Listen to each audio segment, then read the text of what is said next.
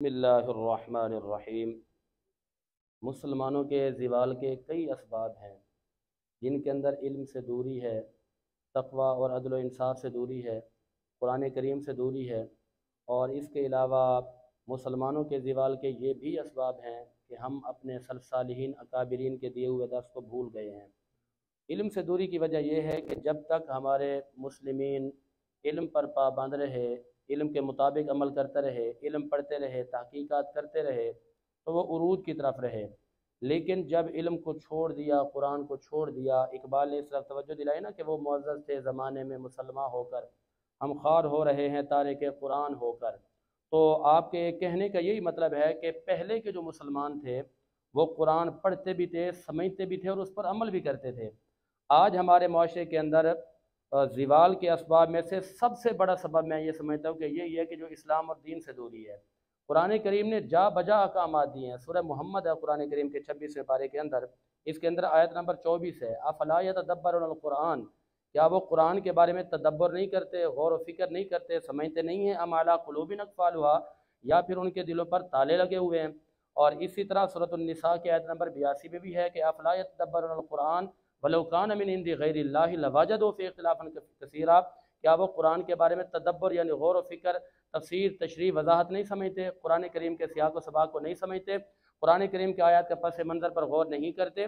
और इसी तरह कुरान करीम के अंदर सूरतुल बक़रा है, सूरत नंबर 2 आयत नंबर 31, 32, 33, आपको पता है वअल्लम आदम अल अस्मा कुल्लहा, जनाब आदम अलैहिस्सलाम को जो मस्जूद मलाइका बनाया किस वजह से बनाया? आपके इल्म की बिना पर बनाया। और मेरे आका की बड़ी फजीलतें हैं, बड़ी अहमियतें हैं, लेकिन सरकार अलैहिस्सलातु वस्सलाम ने फरमाया कि मैं एक मुअल्लिम बनाकर भेजा गया हूँ। यानी इस हदीस पाक से भी इल्म की फजीलत वाज़ेह होती है। रिसालत बाब सल्लल्लाहु अलैहि वसल्लम ने ये फरमाया है कि जो कौमें इल्म की तरफ चलती हैं, इल्म की राह में रहती हैं, इल्म की तलाश में रहती हैं, वो समझें कि अल्लाह की राह में हैं। अगर उस दौरान में कोई इंतकाल हो जाता है तो वो शहादत का रुतबा पा जाते हैं।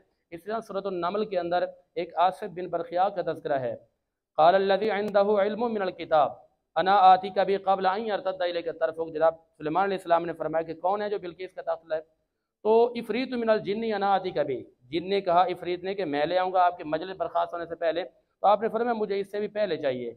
तो इल्म वाले ने आकर कहा कि जी मैं ले आऊँगा, कितने देर में? अर्ज़ करते हैं देर की तो बात ही नहीं है, बस आप आँख बंद करें, आपकी आँख खुलने से पहले पहले ले आऊँगा। तो ये वो इल्म की कमाल है। आज देखिए, जो मैं नतीजे की तरफ आना चाहता हूँ कि जब अहलियान इल्म ने इल्म पढ़ा, आप जाकर देखें कि फ्रांसीसी जो बड़े बड़े डॉक्टर माहिरीन गुजरे हैं, अमेरिका के, फ्रांसीस के, कैनेडियन बड़े बड़े साइंसदानों ने जब तरक्की की तो तरक्की करने के बाद क्या कहते हैं? तरक्की करने के बाद ये कहते हैं कि हमने जो इतना सफ़र तय किया है, हमने तो बड़ी मेहनत की है। मोहम्मद मुस्तफ़ा ने तो 1450 साल पहले ये बता दिया था जब इंसान की तख्लीक हुई, कुरान का वलक़द खलक़नल इंसान मिन सुलालतिन मिन तीन, कि हमने इंसान को मिट्टी से बनाया। तो साइंसदान ने यह कहा कि हम इस बात की गवाही देते हैं कि कायनात तो गलत हो सकते हैं लेकिन मोहम्मद मुस्तफ़ा गलत नहीं हो सकते। और यहाँ पर मेरी एक मोहब्बत है, मैं एक हदीस पाक सुनाना चाहता हूँ।